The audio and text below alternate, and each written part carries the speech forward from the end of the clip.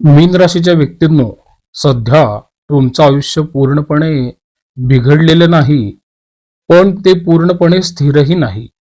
काम चालू आहे, घर चालू आहे आणि जबाबदाऱ्या ज्या तुम्ही तुमच्या खांद्यावर घेतलेल्या आहेत, त्या पूर्णपण होत आहेत.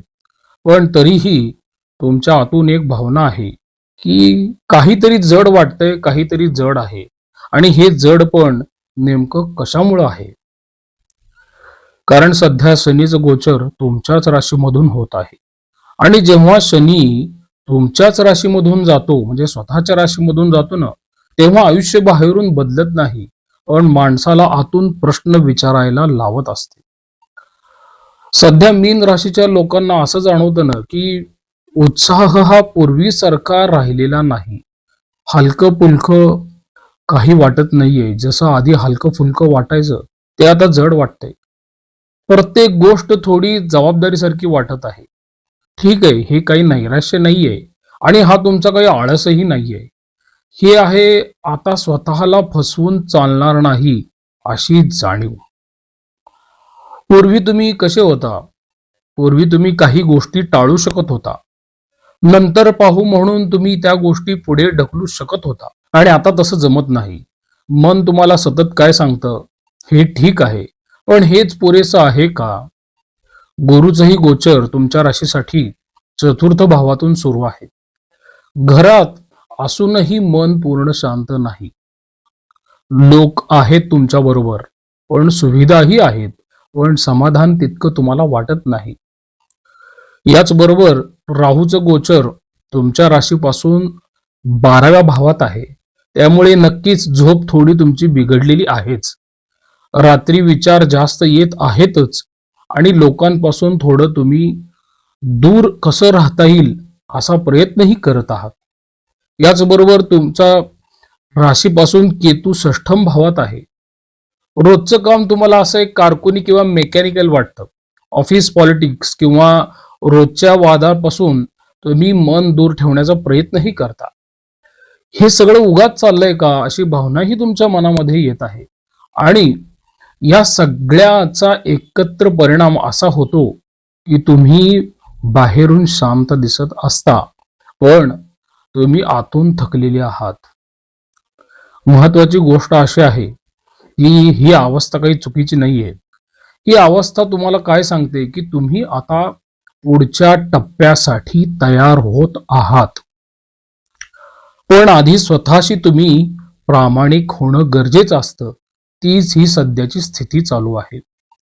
आणि जर सध्या मीन राशीच्या व्यक्तींनो तुम्हाला असं वाटत असेल की मी कुठे चुकतोय ते कळत नाही, पण काहीतरी तुम्हाला बदलायला हवं असं वाटतं ना, आणि तरीही तुम्हाला घाई करावीशी वाटत नाही, तर तुम्ही मित्रांनो लक्षात घ्या, तुम्ही योग्य मार्गावर आहात, तुम्ही बरोबर आहात. कारण मीन राशीसाठी हा काळ मित्रांनो वेगाचा नाही, हा काळ जाणीवेचा आहे, हे समजून घ्या. धैर्यम सर्वत्र साधनम. धैर्य असेल तर आयुष्य हे पुढे जात असतं. त्यामुळे मीन राशीच्या व्यक्तींनो, हे सुभाषित तुमच्यासाठी फार महत्वाचं आहे सध्याच्या काळात तरी. कारण तुम्ही अशी रास आहात ना की जी कधी तक्रार करत नाही हो, पण खूप काही ती सहनही करत राहते. आणि तुम्ही अनेकदा स्वतःच्या भावना ज्या असतात ना त्या आपण दडपून ठेवता.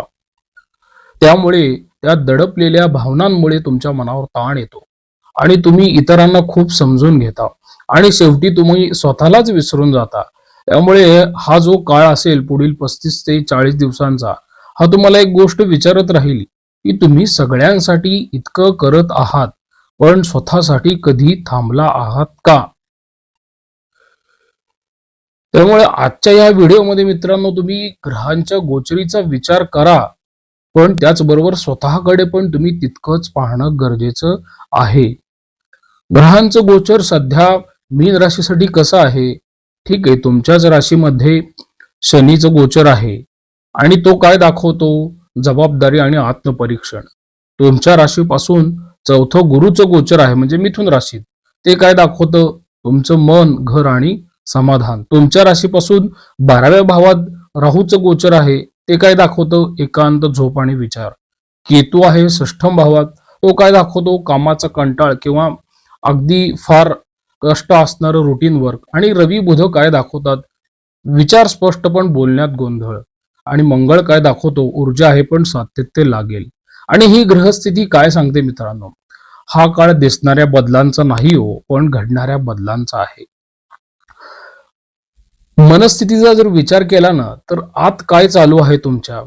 कारण की सध्या तुमचं मन असं वाटतं, ह्या ग्रहांनी तुमच्या मनामध्ये एक असा संमिश्र परिणाम केलेला आहे की नाही, की बाहेर सगळं ठीक, पण आत मात्र थकवा आहे. असं मीन राशीचे व्यक्ती जे आहेत ना, ते अत्यंत अस्वस्थ मानसिकतेतून जात आहेत. मी चुकीच्या ठिकाणी नाही, पण योग्यही ठिकाणी नाही. हा गोंधळ नाही, ही तुम्हाला होत असणारी सध्याची जाणीव आहे.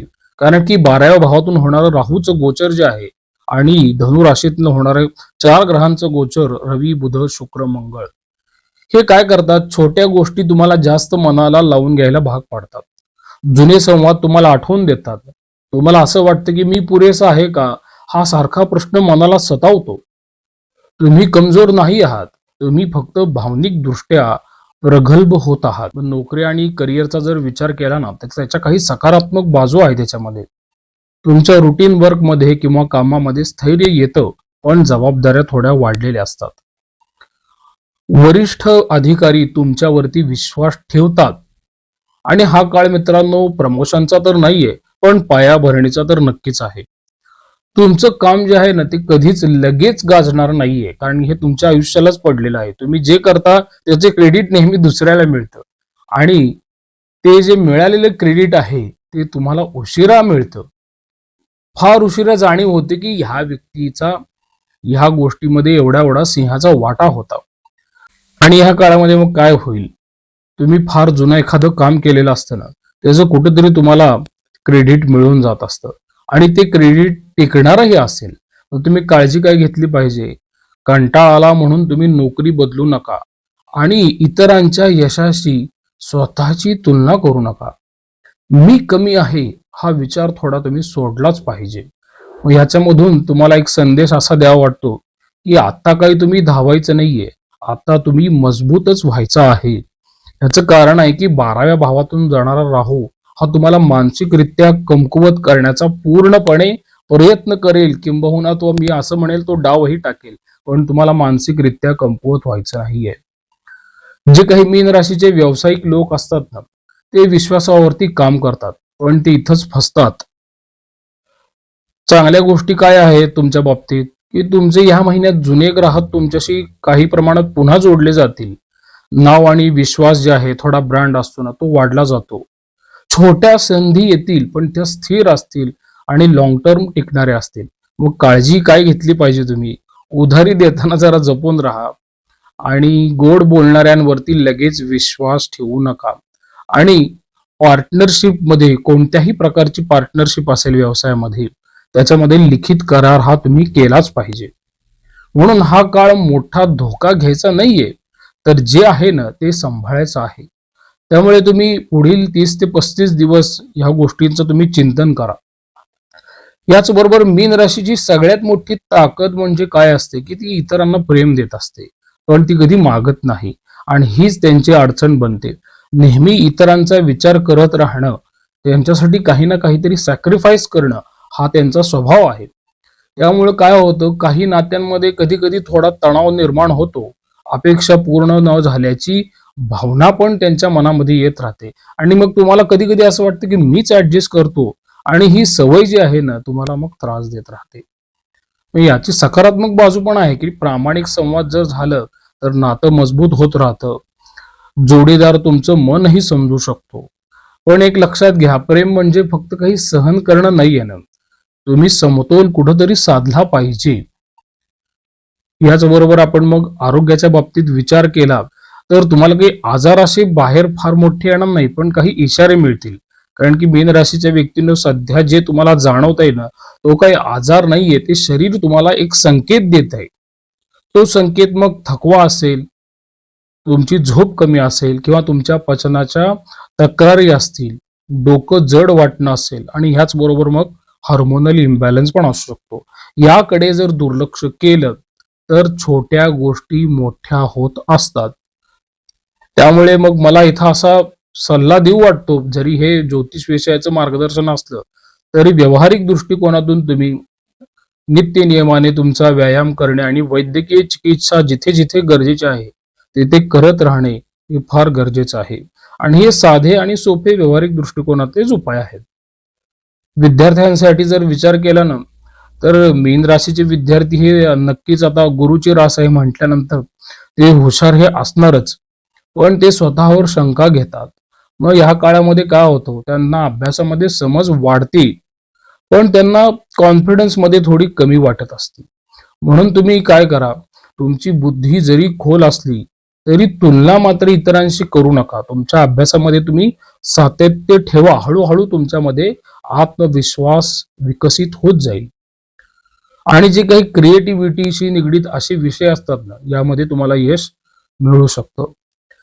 याचबरोबर काही शक्यता आहेत मीन राशीच्या बाबतीत पुढील 30 ते 35 दिवसामध्ये, की जुन्या ओळखीतून तुमचे नवीन संपर्क वाढतील. घर, जागा किंवा वाहन या संबंधी विचार सुरू होतील. एक वेगळीच आध्यात्मिक ओढ मनाला लागून जाते. तुम्हाला एकांताची गरजही वाटेल. आणि हे सगळं मित्रांनो तुम्हाला पुढील टप्प्यासाठी तयार करत आहे. त्यामुळे मित्रांनो, तुम्हाला मी एक गोष्ट सांगतो जाता जाता, की हा काळ तुम्हाला तोडत नाहीये किंवा तोडणारही नाही.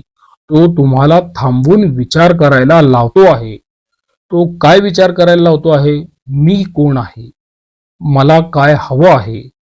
मी स्वतःला विसरत तर नाही ना? त्यामुळे हेच प्रश्न तुमच्या मनामध्ये येत राहतील.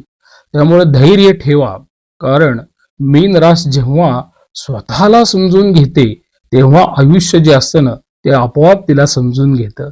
म्हणूनच मी सुरुवातीला म्हणलं, धैर्यम सर्वत्र साधनम. प्रसाद कुलकर्णी, पंढरपूर. श्रीराम.